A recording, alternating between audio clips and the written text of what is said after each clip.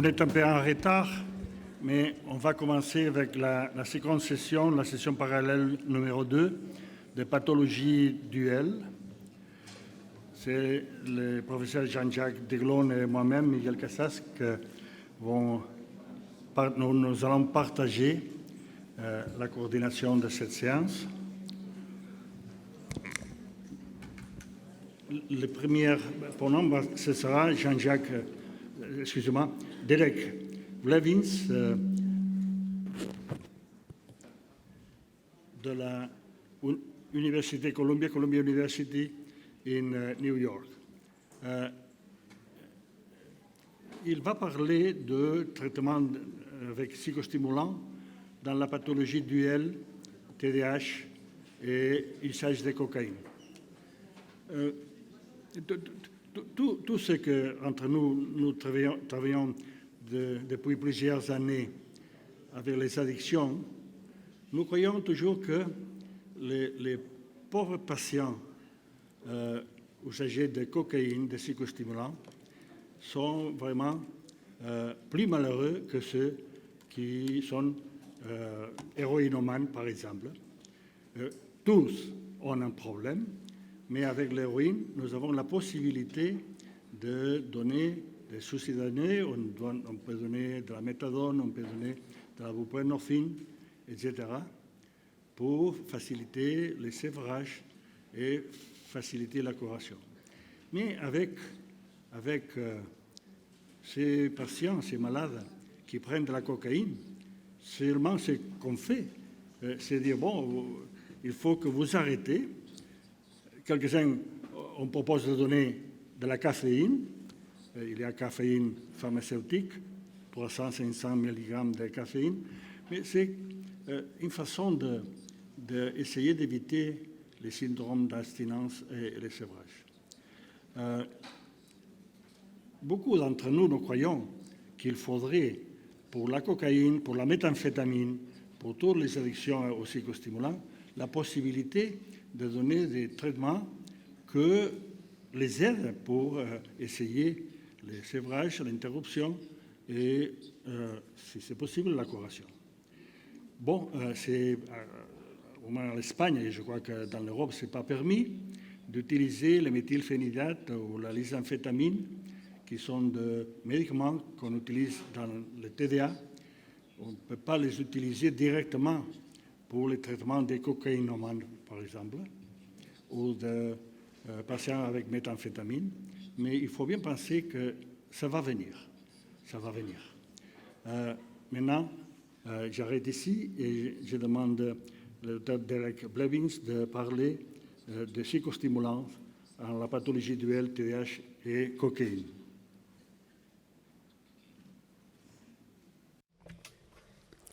Merci et bonjour tout le monde. Est-ce que tout le monde m'entend correctement? C'est moi qui fais ça. Shall I do this? Merci. Donc, l'objectif de cette communication, je vais passer en revue un peu l'épidémiologie des troubles de l'usage de cocaïne et de la TDAH et voir un peu l'utilisation des stimulants sur ordonnance. On va passer en revue les données avec l'usage de cocaïne avec des stimulants sur ordonnance et parler d'autres médicaments qui sont utilisés pour donner un peu de contexte pour qu'on comprenne mieux où on en est de la science. Et ensuite, je vais conclure en discutant un certain nombre d'applications pratiques, savoir comment ça se fait dans une clinique de recherche et également dans une clinique en ambulatoire. Aux États-Unis, les troubles d'usage de cocaïne a été dépassé par le trouble d'usage de méthamphétamine en termes de prévalence. Donc, les troubles d'usage de cocaïne restent relativement stables, à peu près 0,5% de la population. Et vous voyez que le trouble d'usage de méthamphétamine a triplé aux États-Unis depuis 2016 environ. Le trouble d'usage de stimulants, comme les méthamphétamines, par exemple, quand on regarde l'enquête nationale sur l'usage des drogues, si on regarde les changements, il y a une augmentation substantielle d'utilisation de stimulants. Mais ils ont changé aussi la méthodologie utilisée dans l'enquête. Donc, il n'est pas possible de comparer les résultats actuels avec les résultats de l'enquête précédente. Mais l'incidence actuelle reste à 0,5% de la population. Donc, le trouble d'usage de la cocaïne est stable, mais c'est un grand problème aux États-Unis, c'est que les overdoses et les morts par overdose ont augmenté de façon considérable. Après le fentanyl, qui est évidemment la plus grande mortalité par overdose, suivi maintenant par le méthamphétamine, qui a augmenté de façon marquée depuis 2019 à peu près, suivi par la cocaïne. Ça peut comprendre la co-ingestion de substances, mais le nombre d'ingestions et des morts impliquant la cocaïne ont connu une grande augmentation également. Et si vous regardez la comparaison avec la cocaïne et la cocaïne plus méthamphétamine, on voit que le nombre de décès est poussé souvent par le fentanyl. Est-ce que c'est dans la cocaïne ou est-ce que c'est quelque chose qui est utilisé de façon simultanée avec de l'héroïne, avec du fentanyl, avec la cocaïne? La cocaïne seule a un taux de décès qui est resté assez stable et n'est pas plus élevé entre 2008 et 2015. Il y a eu même une petite diminution pendant cette période. Et on a vu la stabilité de l'usage des cocaïnes, mais une augmentation des morts par overdose. On voit une augmentation de diagnostic de TDAH chez les enfants aux États-Unis. Cela se compare entre 2019 et par rapport à 2017-2018. L'incidence a augmenté d'à peu près 6% à environ 8% des enfants qui sont diagnostiqués avec des TDAH. Quand on voit le nombre de personnes qui continuent d'avoir des symptômes de TDAH dans la vie adulte, la plupart des études la situent entre 50 à 60% des adolescents qui vont continuer à avoir des symptômes de TDAH dans la vie adulte. Ces patients, la plupart du temps, se présentent avec des problèmes d'attention ou de concentration et moins avec l'hyperactivité et l'impulsivité. Mais néanmoins, ça peut être problématique pour des patients si cela continue et si le traitement n'est pas continué. Donc, cela donne à peu près 5% d'adultes aux États-Unis avec TDAH. Si on regarde la comorbidité ou co-occurrence de TDAH chez les adultes et troubles d'usage de substances, il y a deux perspectives. Avec les personnes qui avaient des troubles d'usage, c'est à peu près 8% qui avaient une comorbidité de TDAH. Si on regarde les personnes avec TDAH, à peu près 15% avaient un trouble d'usage de substances. C'est à peu près 3 fois plus d'adultes de TDAH qui avaient également un désordre, un problème, un trouble d'usage de substances. Si on regarde la cocaïne, les adultes qui sont sous traitement ont des taux élevés de TDAH entre 8 à 33%, avec la cocaïne spécifiquement dans l'échantillon d'adultes américains, à peu près 12%, réunissaient les critères pour TDAH chez les enfants. Et à peu près 10% de l'échantillon continuait à l'avoir dans la vie adulte. Une autre étude en Espagne a regardé à peu près 200 patients avec CUD, troubles d'usage de cocaïne en traitement. Un quart avait à peu près réunissait les critères pour être définis comme TDAH. Si on regarde, la majorité avait un type combiné de TDAH, ensuite type hyperactive, et suivi par le type inattentif. Une étude et une méta-analyse estiment la prévalence d'usage de cocaïne à 28%, à peu près un quart des patients qui utilisaient de la cocaïne qui avaient également des TDAH. Et le trouble d'usage de cocaïne à peu près à 10%. Donc, il faut comprendre que ces troubles de l'attention et ces troubles d'usage de substances sont souvent, il y a une co-occurrence. Comment traiter quelqu'un qui a un trouble d'usage de cocaïne et TDAH combiné? Pourquoi traiter quelqu'un qui a un trouble d'usage des substances, pourquoi les traiter pour les TDAH?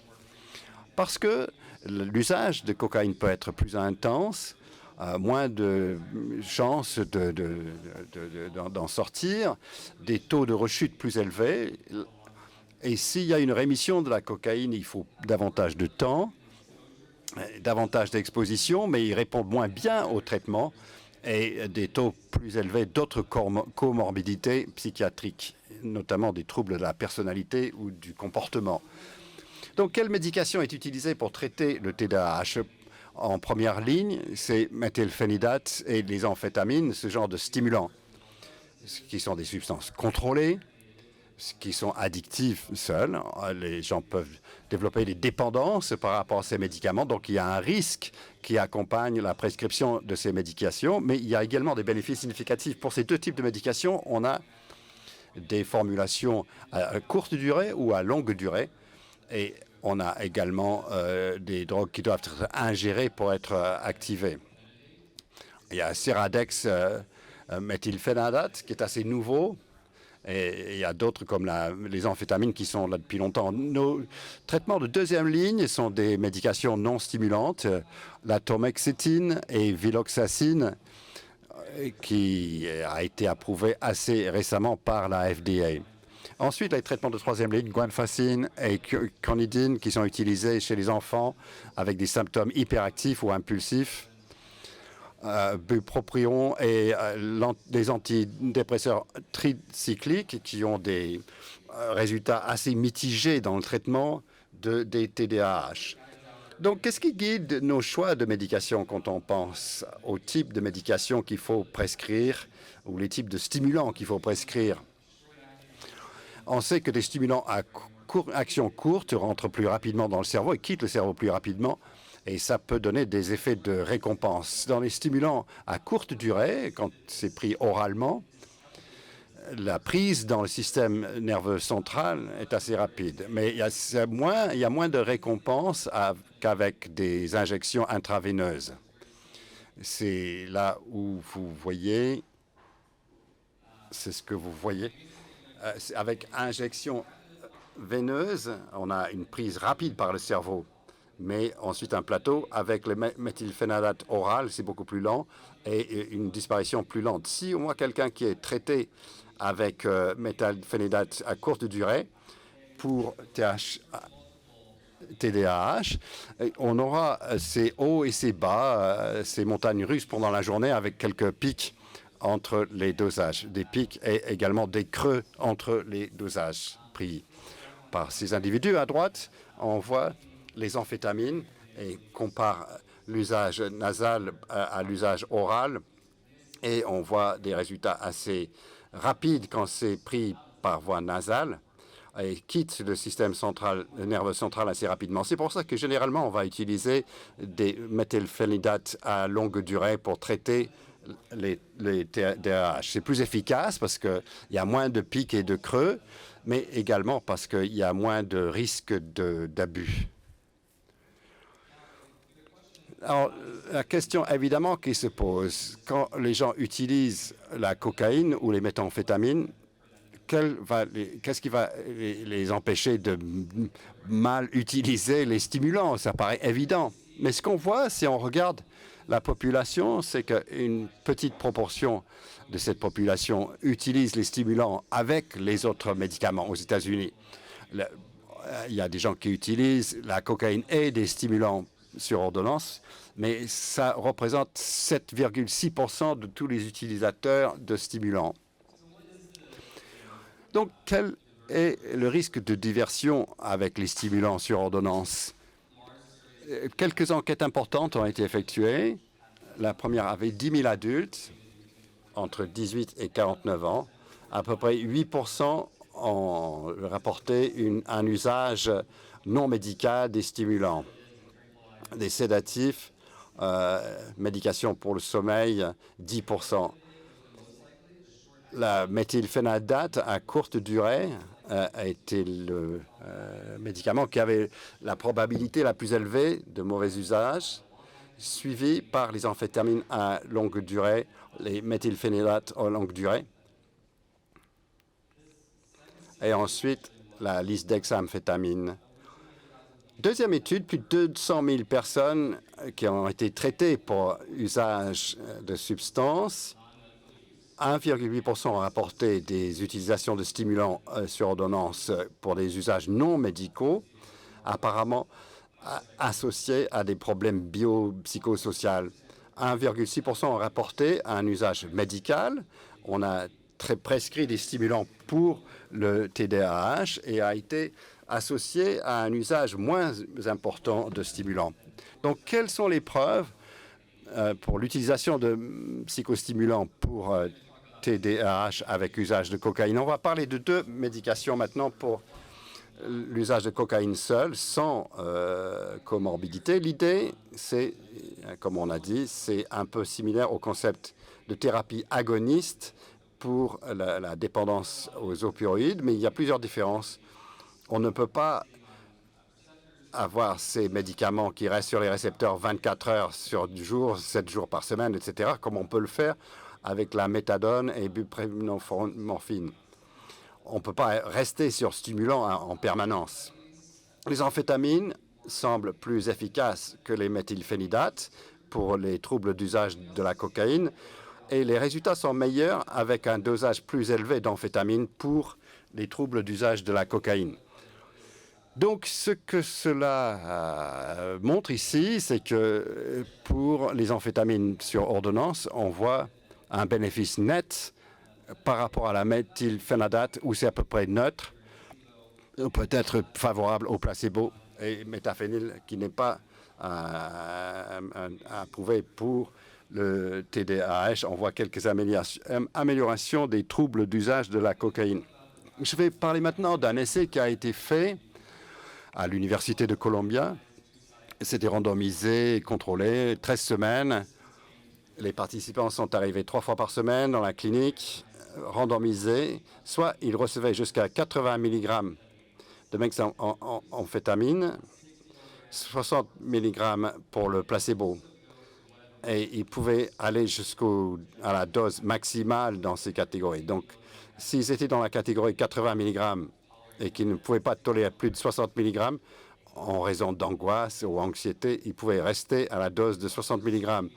Ils ont reçu également une psychothérapie hebdomadaire ciblant l'usage de la cocaïne et les symptômes de TDAH. On leur a donné des récompenses quand ils venaient et $10 par semaine quand ils revenaient à la médication. Voici les résultats que nous voyons pour le TDAH dans cet essai. Si vous regardez ici les pourcentages de participants qui ont réussi à peu près à une réduction de 30% sur l'échelle TDAH, on voit moins de la moitié, 40% ont reçu une réduction de 30% sur le placebo, comparé à 75% avec le groupe de 60 mg et plus de 50% avec le groupe à 80 mg.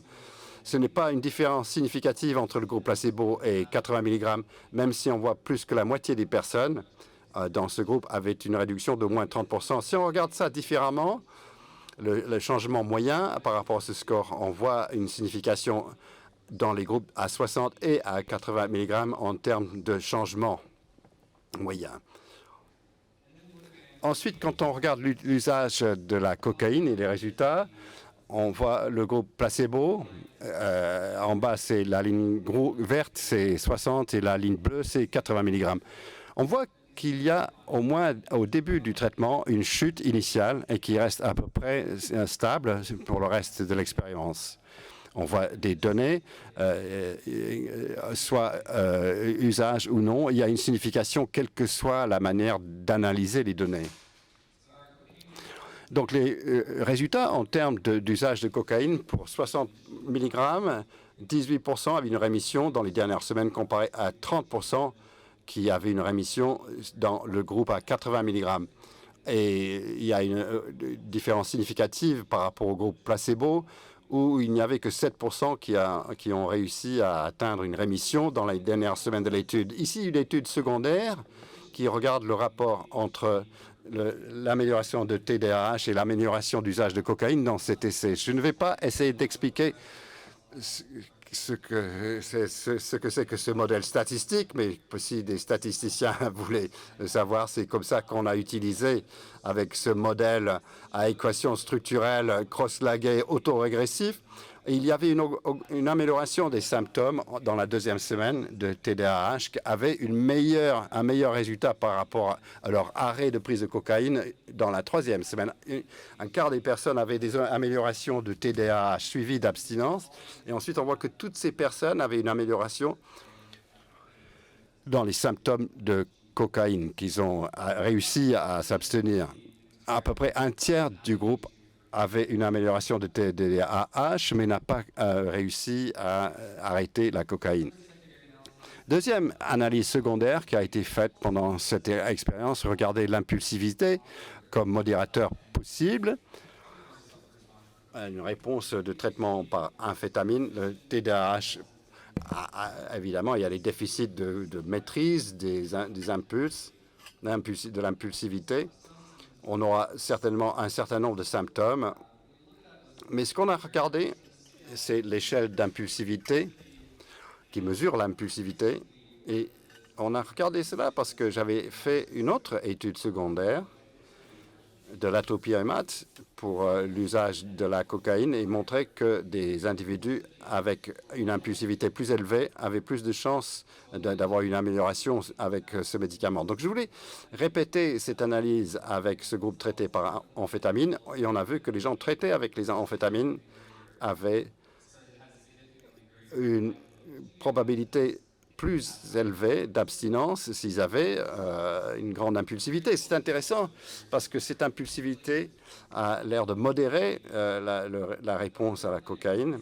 Mais dans une clinique, ce serait un patient que j'éviterais. J'éviterais de lui donner des stimulants pour des TDAH comorbides avec usage de cocaïne. Je ne vais pas parler d'autres médicaments.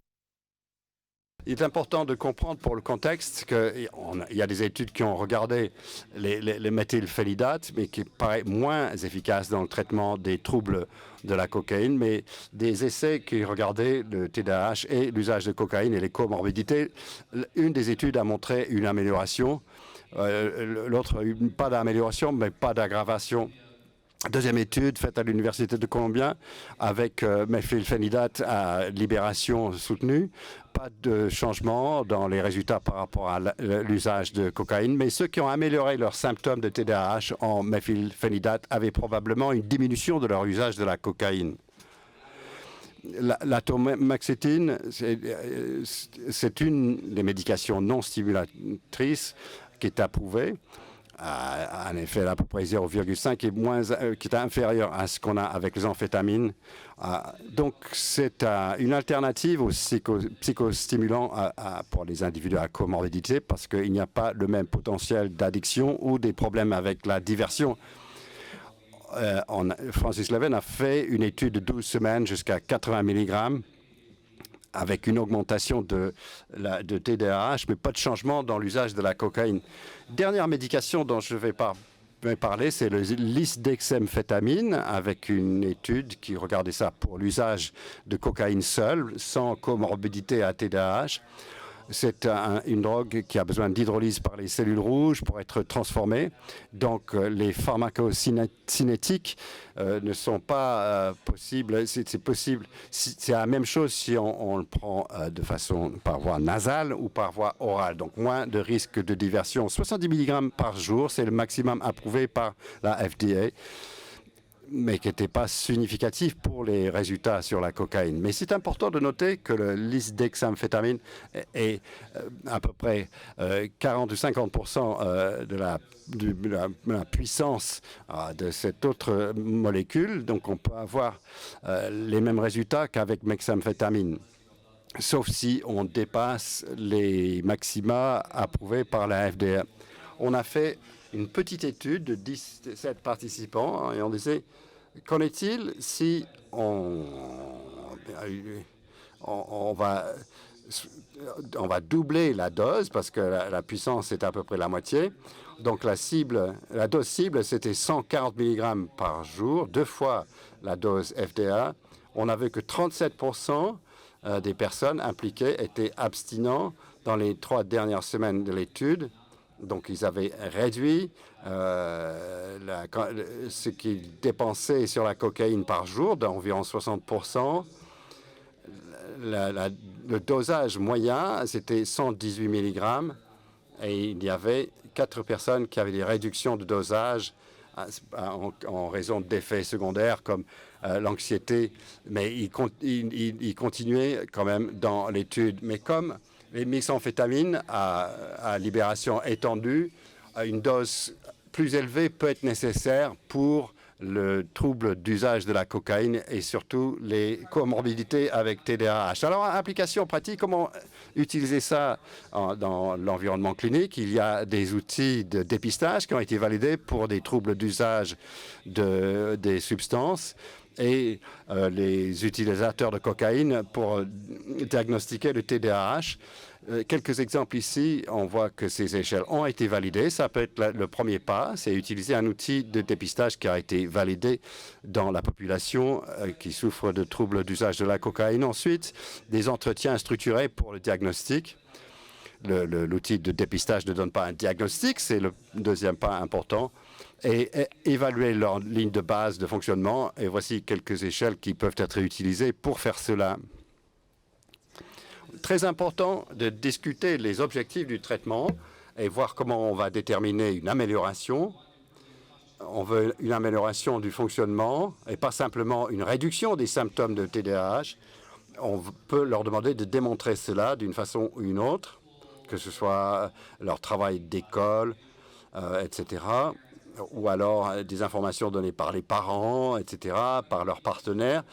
Il faut utiliser une dose suffisante. On voit que les études montrent que des dosages plus élevés peuvent être plus efficaces pour l'usage de la cocaïne, plus élevés que les doses standards, peut-être. On va faire une évaluation continue des améliorations fonctionnelles et voir les risques cardiovasculaires, et comme l'hypertension, par exemple. Et c'est vrai, ici, l'usage de la cocaïne persiste avec les stimulants sur ordonnance, parce que cela donne une dose plus élevée de stimulants qui peut entraîner des problèmes cardiovasculaires. Vous allez vouloir discuter du rôle du diagnostic tôt et voir que la cocaïne se voit souvent. L'usage de la cocaïne, c'est pas forcément vrai des amphétamines. Donc, souvent, il y a des faux positifs pour les amphétamines sur ces tests. Lorsqu'on choisit les traitements médicamenteux, si le patient souffre d'un trouble d'usage de cocaïne sévère ou s'il y a eu une diversion par le passé, on veut considérer un niveau de soins plus élevé. Est-ce qu'on peut faire cela en ambulatoire une fois par mois? Ça va probablement pas être suffisant pour ces patients. En même temps, on pourrait envisager de commencer le bupropion ou l'atomoxétine. Les résultats ne sont pas très bons, mais ça peut être utile d'utiliser cela. Si le trouble d'usage de cocaïne est modéré et il y a peu de risques de diversion, on peut considérer des formulations d'amphétamines à longue durée, peut-être à des dosages plus élevés, peut-être 20 mg. 20 mg à libération longue peut ne pas être suffisante et peut-être qu'on va utiliser la lisdexamphétamine aussi. Le MASER commence en général à 20 mg par jour. Au niveau du suivi, les symptômes de TDAH, les patterns d'usage d'alcool ou de cocaïne, on va en discuter chaque fois qu'on rencontre les patients. Et on peut regarder les paradigmes qu'on a avec les personnes à trouble d'utilisation des opioïdes. Pas donner une prescription d'un mois à la fois, donner 3 ou 4 jours ou une semaine. Et après, ils reviennent pour subir des tests et pour discuter des risques et des bénéfices de façon continue. La diversion et les troubles d'usage sont un risque inhérent à toute médication prescrite. Tous les patients qui ont été prescrits avec des substances contrôlées devraient être évalués à chaque visite pour des signes de mauvais usage ou d'addiction. Mais il y a quelques drapeaux rouges, des patients qui arrivent intoxiqués ou qui paraissent agités, psychotiques, qui ont davantage de crises de panique, des changements dans leur santé qui exigent des stimulants à libération immédiate, qui perdent leur flacon, qui sont préoccupés excessivement par la disponibilité de leur médication, etc. Donc, s'il n'y a pas d'amélioration en 3 mois après le traitement, il sera probablement nécessaire de considérer de réduire la médication. Les risques seraient plus élevés que les bénéfices à ce point et vous pouvez commencer à réduire de 20 mg par semaine. C'est comme ça qu'on fait dans les études de la recherche. Il faut discuter avec le patient sur leur sécurité, surtout s'ils continuent à utiliser des stimulants non prescrits en raison des risques cardiovasculaires.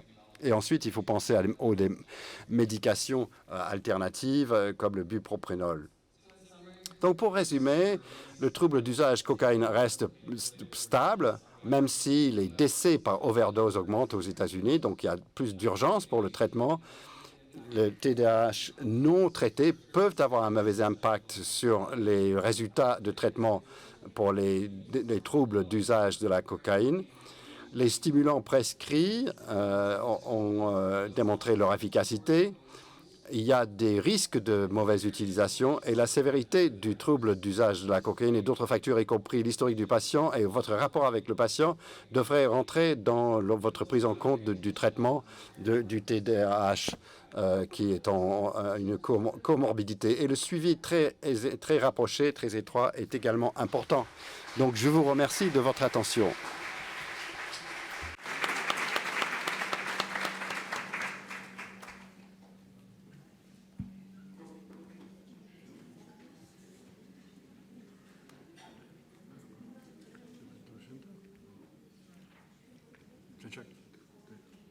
Oui.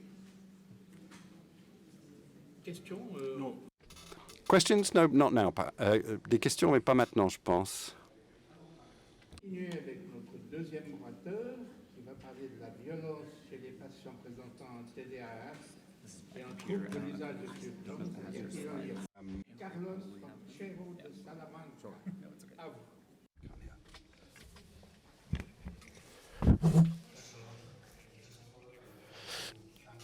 Tout d'abord, je voudrais remercier Jean-Pierre, Arcaïtz et Cécilia et toute l'équipe de Biarritz pour m'avoir invité à vous parler ici lors de ce congrès. C'est un véritable plaisir et aujourd'hui je vais parler de la violence qui est un sujet important pour les cliniciens, du point de vue clinicien.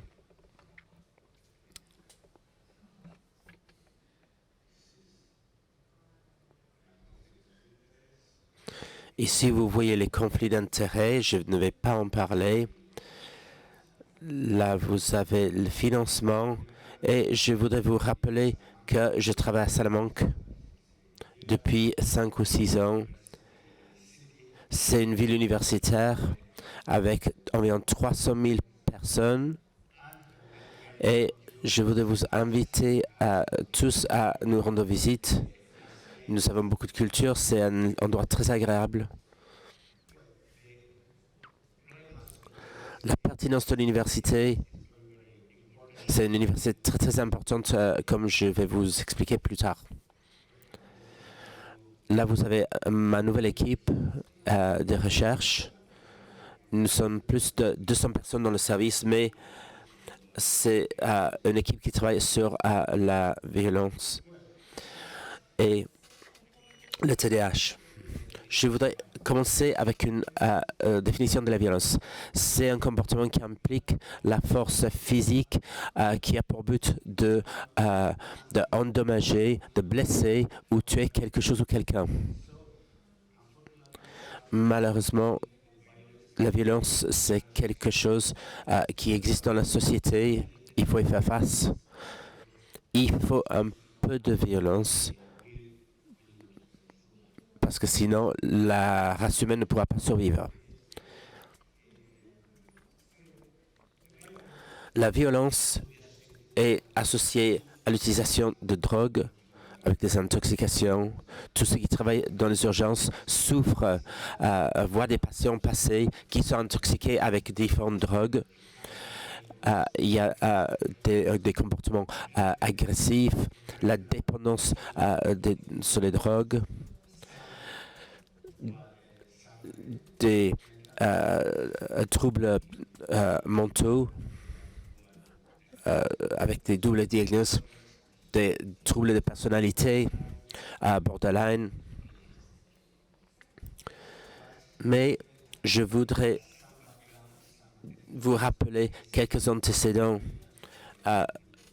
peuvent être liés à la violence. La violence est un processus multifactoriel qu'il faut étudier de manière différente. Je voudrais vous rappeler aussi qu'il y a un grand rapport entre le TDAH et l'utilisation de substances. Il y a eu des articles différents. Environ 20% des patients qui utilisent ces substances souffrent aussi de la TDAH. Bien évidemment, pas tous les patients sont pareils. Il existe des différences. Si nous regardons la plus grande drogue utilisée,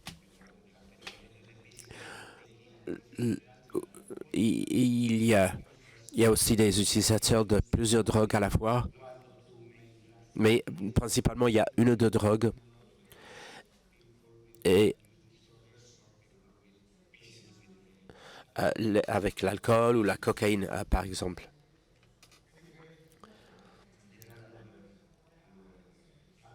Il y a d'autres facteurs. Il y a des antécédents personnels, des mauvaises expériences dans l'enfance qui sont clairement liées à l'utilisation de substances et aussi à la violence.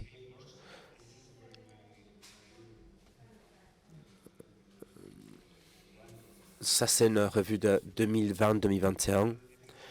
Du point de vue de la psychopathologie, des troubles psychotiques, il y a des troubles psychotiques avec agressivité. Je ne vais pas trop tarder là-dessus, mais c'est aussi important. Et aussi des troubles, des doubles troubles et la TDAH. Au début de ce siècle, ils avaient détecté que chez les patients où près de 50% des jeunes et 24% des adultes hommes ont testé positif, des adultes qui ont testé positif pour la TDAH. Et il y a un lien entre être incarcéré et la TDAH. Lorsque nous parlons de la violence, il ne faut pas oublier le suicide, l'automutilation.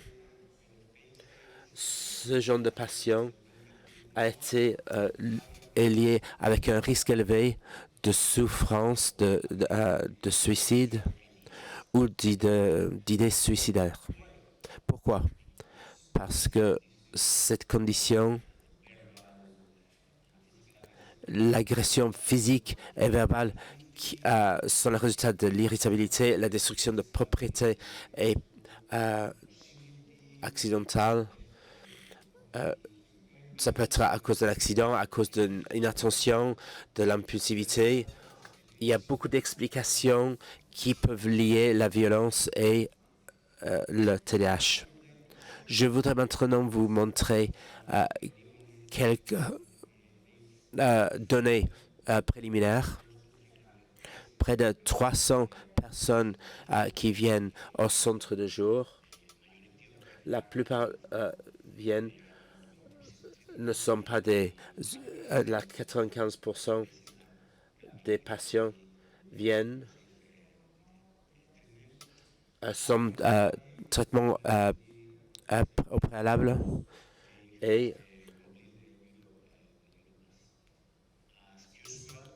comme d'habitude, la majorité d'eux étaient des hommes. 3 hommes pour une femme. Le diagnostic principal, c'était des troubles liés à l'utilisation d'alcool. Et dans presque 30%, il y avait l'alcool plus la cocaïne. Beaucoup prennent aussi, utilisent le tabac, le cannabis, mais c'est la diagnostic principale. Et la moyenne était autour de un âge de 50 ans. Ils avaient parfois des problèmes légaux.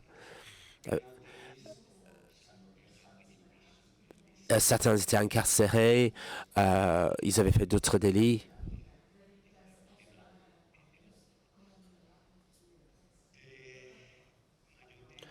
La majorité ne travaillaient pas. Il y avait à peu près 30% seulement qui étaient actifs. Et si on regarde le niveau d'études universitaires, Salamanque est une ville universitaire. Plus de 20% ont un niveau d'études universitaires.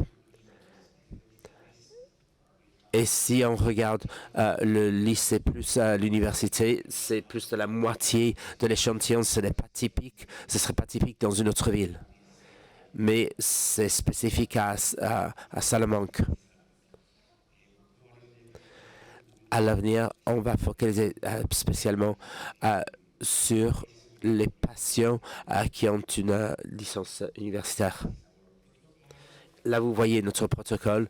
Nous essayons de regarder la sévérité de l'addiction.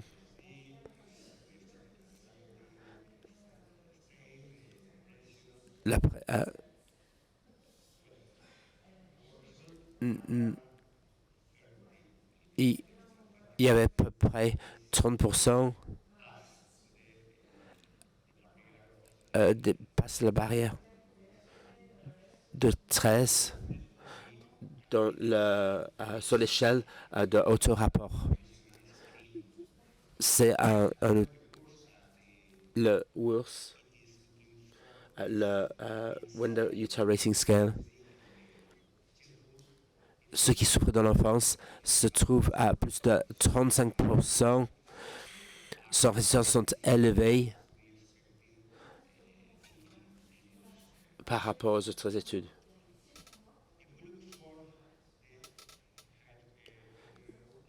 Si on examine la agressivité, à peu près 30% ont ce genre de comportement.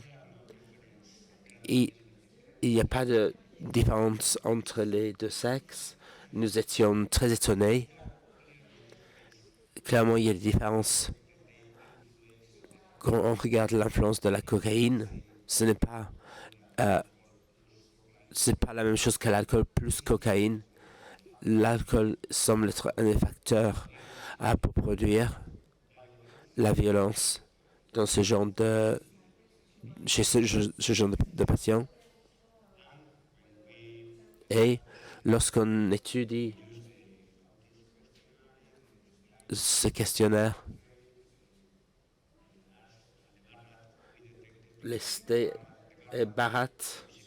l'impulsivité était un des facteurs principaux pour produire la violence. C'est le premier résultat que nous avons trouvé des patients avec un grand niveau d'impulsivité. Auparavant, vous avez parlé Donc, il faudrait probablement étudier chez tous les patients le niveau d'impulsivité. Il semble que c'est important, pas uniquement pour tous les aspects des traitements. L'auto-agressivité, le suicide, l'idéation de suicide, Là, vous voyez presque près de 30% de cette population a eu des idées de suicide. C'est un peu moins de ce qu'on s'attendait, mais ça veut dire qu'un patient sur 3 y a déjà pensé. C'est une proportion très élevée. Il n'y avait pas de différence entre les deux sexes. Et là, nous avons détecté quelques différences entre l'utilisation d'alcool et cocaïne. Mais il faut un peu plus de patience parce que si l'échantillon est de 200 à 250 personnes avec cocaïne aussi, ça peut être présent comme facteur de souffrance pour l'idéation de suicide. Lorsque nous étudions avec les autres questionnaires, là, on voit aussi que c'est important. Donc, on peut spéculer que c'est TDAH avec un niveau élevé d'angoisse, probablement il s'automutile. Donc, il faut soigner ces patients qui cliniquement ont été détectés comme souffrant de l'angoisse.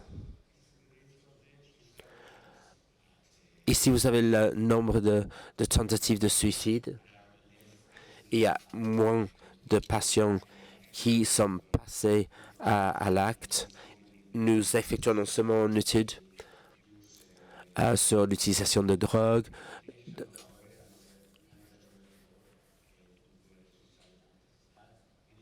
mais nous n'avons pas trouvé de différence entre les deux sexes, mais ici, encore une fois, nous avons détecté l'utilisation de cocaïne et les troubles associés.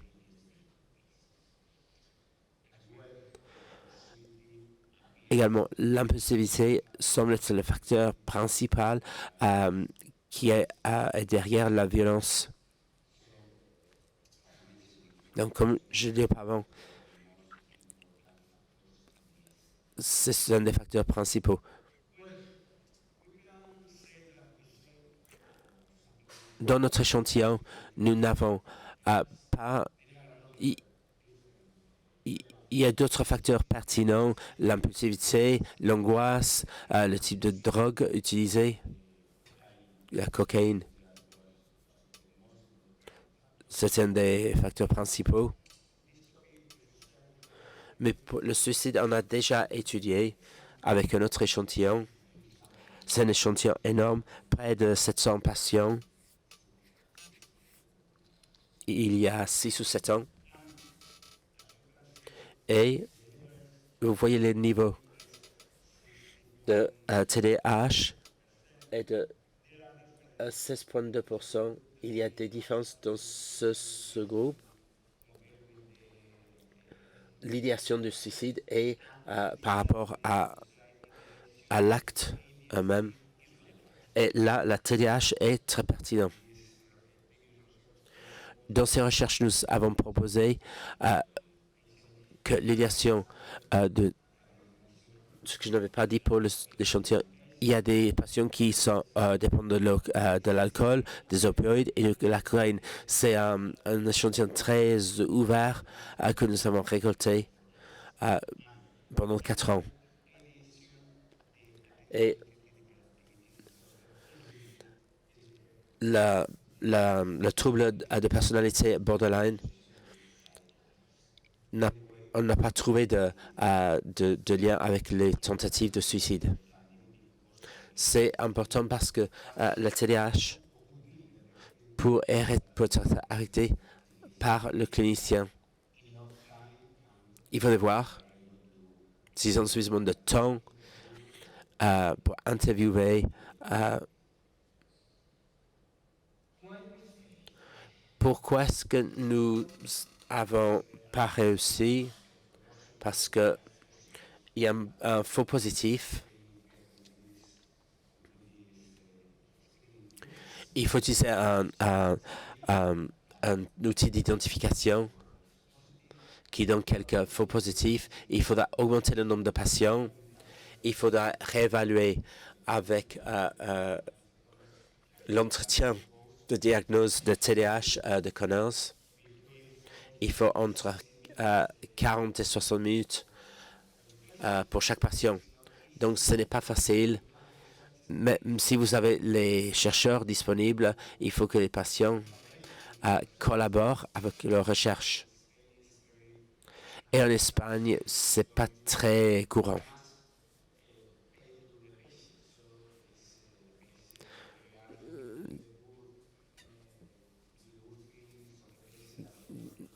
Donc là, on est vraiment dépendant du bon sentiment, de la bonne volonté des patients. Nous avons étudié ce sujet il y a quelques années avec 21%, avec l'ASRS et avec Connors, il y a 60%. Ce sous-groupe explique. Là, nous n'avons pas trouvé d'association. Mais il y a des stratégies pour améliorer le système de test. Et nous n'avons pas ajouté le WURS. Si vous l'utilisez le WURS avec le point critique, c'est à 41. Je vous recommande d'utiliser ces outils parce qu'ils sont faciles à manipuler et le patient n'a pas besoin de trop de temps. Pour conclure cette présentation, il y a 4 idées. Tout d'abord, il semble que le TDAH est lié à la violence. Nous allons réétudier l'échantillon, mais il y a des preuves. Il y a différentes sortes de violences, pas uniquement l'agressivité, ce qui est le cas dans l'automutilation. L'impulsivité est certainement un des facteurs principaux derrière le désordre d'utilisation de la cocaïne. Il faudrait réétudier cette étude et tenir en compte aussi les deux sexes. Tous les cliniciens savent que ce n'est pas exactement le même patient. Il y a quelques différences lorsqu'on parle de TDAH. Mais le problème, c'est qu'il y a moins de femmes dans les études que d'hommes. Mais cette perspective, c'est certainement la bonne. Merci beaucoup pour votre attention et je voudrais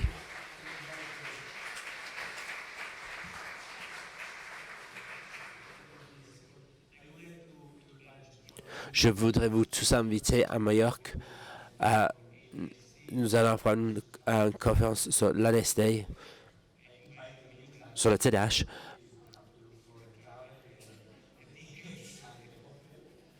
Vous devez vous occuper de l'hôtel, du voyage, mais on serait ravis en printemps prochain de vous recevoir à Majorque pour la congrès international des troubles. Merci. Très intéressante communication. L'heure a passé, mais on peut peut-être se permettre 1 ou 2 minutes si vous avez 1 ou 2 questions rapides. Oui? Oui, tu voulais poser?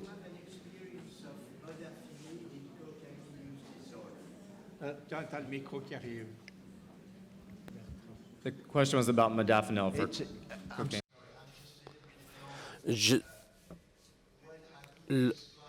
Qu'est-ce que je pourrais prescrire des stimulants à mes patients parisiennes? Je n'ai pas besoin de deux options. Ils pouvaient choisir. Certains avaient choisi le modafinil. Est-ce que vous avez des expériences à modafinil pour ces troubles? Souvent, c'est un médicament que je prescris moi-même. Je suis content des résultats. La recherche démontre son efficacité. Ce n'est pas aussi efficace que les amphétamines pour la cocaïne. La problématique, c'est chez cette population de double diagnose, ce n'est pas très utile pour les symptômes, surtout avec des patients en situation de comorbidité où il faut une dose plus élevée d'amphétamine. Mais sur la cocaïne uniquement, ils ont montré que c'est efficace, sauf ceux qui ont le syndrome de comorbidité alcoolique.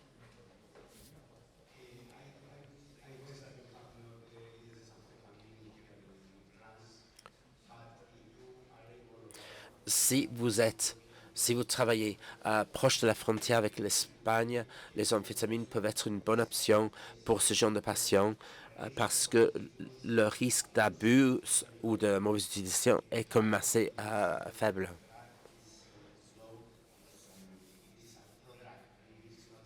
Ce n'est pas... ça peut être une bonne action pour les personnes dépendantes de la cocaïne. Méthylphénidate, c'est pour éviter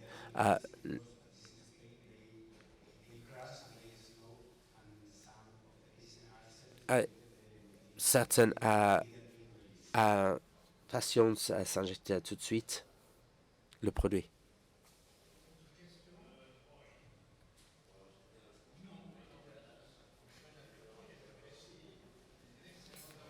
Bon appétit to everybody and thank you to all our speakers.